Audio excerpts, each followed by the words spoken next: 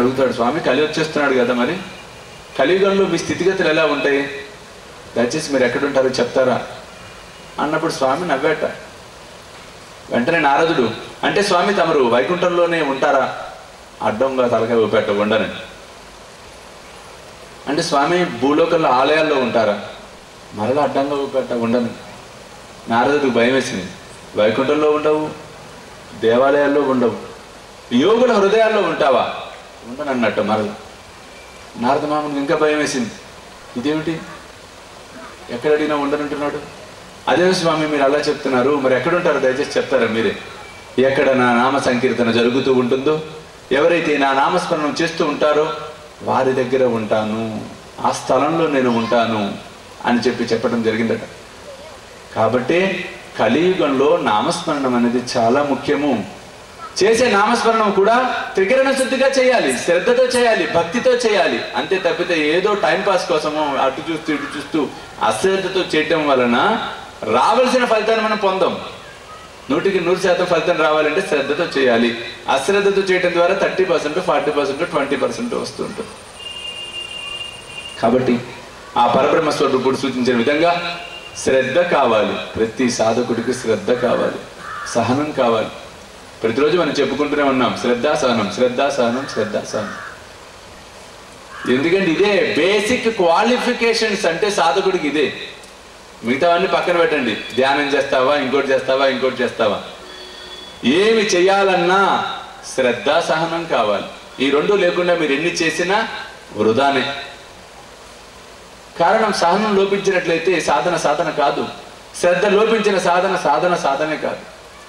ఆ రెండు కావాలి అంటే ఆ పరబ్రహ్మ స్వరూపుడు మనకు అందించినటువంటి సాయి సచ్చరిత్రను పారాయణం చేసినట్లయితే, సాయి నామస్మరణం చేసినట్లయితే ఖచ్చితమైనటువంటి శ్రద్ధ సహనం అనేవి మనలో కలిగే తీరుతాయి.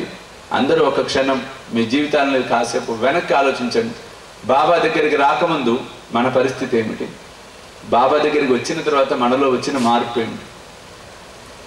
బాబా దగ్గరికి రాకముందు 100లో 99% భక్తులకు సహనము ఉండేది కాదు, కోపమే ఎక్కువ.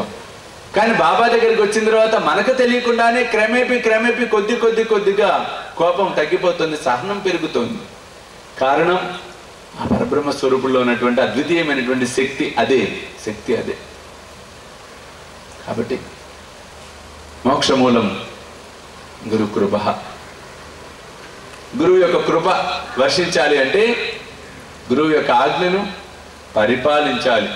మరి ఆ దిశలో గురువు యొక్క ఆజ్ఞను పరిపాలించిన భక్తాగ్రేశ్వరుడు కాకాసాహెబ్ దీక్షిత్ గారి యొక్క దివ్యమైన అనుభవాన్ని ఇప్పుడు మనం దర్శించుకుంటే గురువు ఆజ్ఞను ఎలా పాటించాలి అనేది ఆ మహానుభావుడి ద్వారా బాబా మనకెలా తెలియపరిచాడో మనకి బోధపడుతుంది.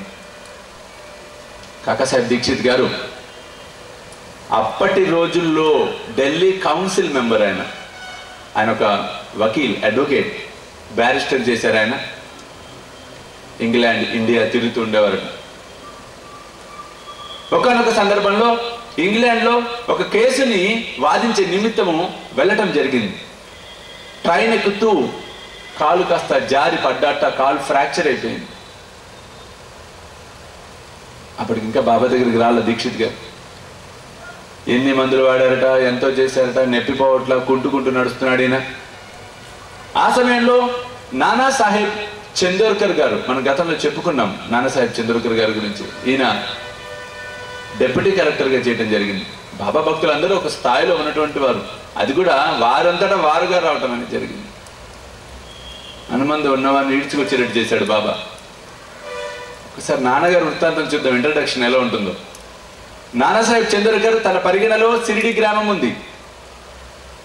కలరా ప్లేగు వ్యాధికి అన్ని ఊర్లలో ఎంతో మంది మరణిస్తున్నారట. కానీ సిరిడి గ్రామం నుంచి ఒక్కరు కూడా మరణించినట్టు అతనికి మెసేజ్ రాల, వార్త రాల. ఆశ్చర్యపోయాడు, ఇదేమిటి సిరిడి గ్రామం నుంచి ఎవరు చనిపోలేదు, చనిపోయిన దాఖలాలు లేవు, ఏమిటి కారణం అంటే